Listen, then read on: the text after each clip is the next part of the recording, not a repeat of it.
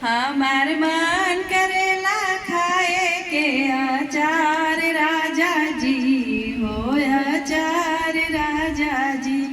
पूरा पटना तू जैता जाके नीबुआली अइता।